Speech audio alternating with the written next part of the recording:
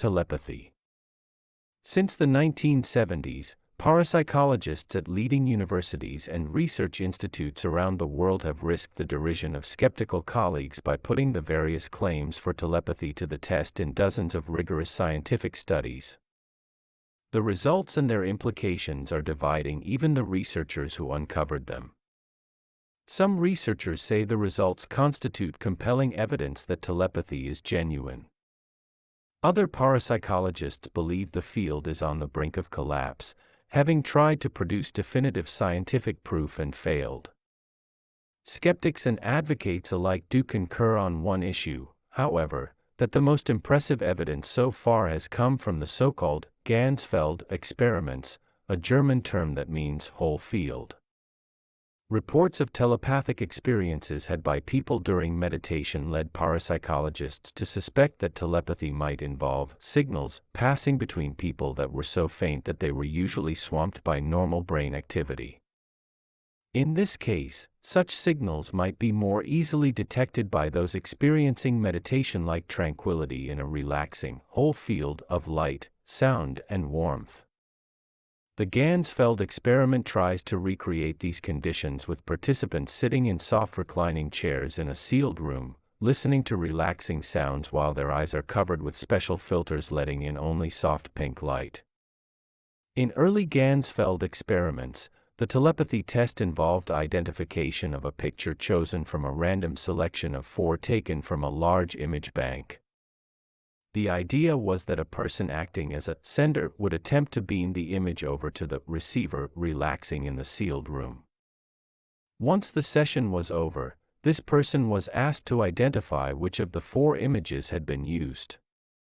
Random guessing would give a hit rate of 25%. If telepathy is real, however, the hit rate would be higher. In 1982, the results from the first Ganzfeld studies were analyzed by one of its pioneers, the American parapsychologist Charles Honorton. They pointed to typical hit rates of better than 30%, a small effect, but one which statistical tests suggested could not be put down to chance. The implication was that the Ganzfeld method had revealed real evidence for telepathy. But there was a crucial flaw in this argument, one routinely overlooked in more conventional areas of science. Just because chance had been ruled out as an explanation did not prove telepathy must exist. There were many other ways of getting positive results. These ranged from sensory leakage, where clues about the pictures accidentally reached the receiver, to outright fraud. In response, the researchers issued a review of all the Ganzfeld studies done up to 1985 to show that 80% had found statistically significant evidence. However, they also agreed that there were still too many problems in the experiments which could lead to positive results, and they drew up a list demanding new standards for future research. After this, many researchers switched to auto-Ganzfeld tests, an automated variant of the technique which used computers to perform many of the key tasks such as the random selection of images. By minimizing human involvement, the idea was to minimize the risk of flawed results. In 1987, results from hundreds of auto-Ganzfeld tests were studied by Honorton in a meta-analysis, a statistical technique for finding the overall results from a set of studies. Though less compelling than before, the outcome was still impressive. Yet some parapsychologists remain disturbed by the lack of consistency between individual Ganzfeld studies.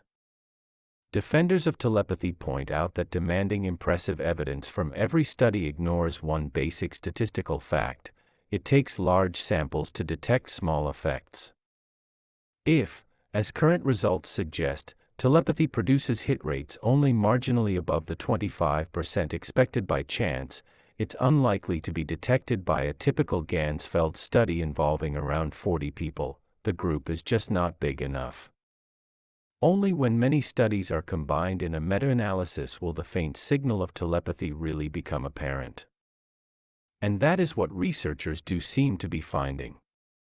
What they are certainly not finding, however, is any change in attitude of mainstream scientists, Most still totally reject the very idea of telepathy. The problem stems at least in part from the lack of any plausible mechanism for telepathy. Various theories have been put forward, many focusing on esoteric ideas from theoretical physics.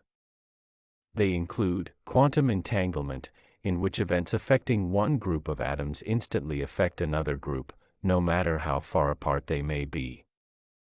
While physicists have demonstrated entanglement with specially prepared atoms, no one knows if it also exists between atoms making up human minds. Answering such questions would transform parapsychology. This has prompted some researchers to argue that the future lies not in collecting more evidence for telepathy, but in probing possible mechanisms. Some work has begun already, with researchers trying to identify people who are particularly successful in Otto Ganzfeld trials. Early results show that creative and artistic people do much better than average.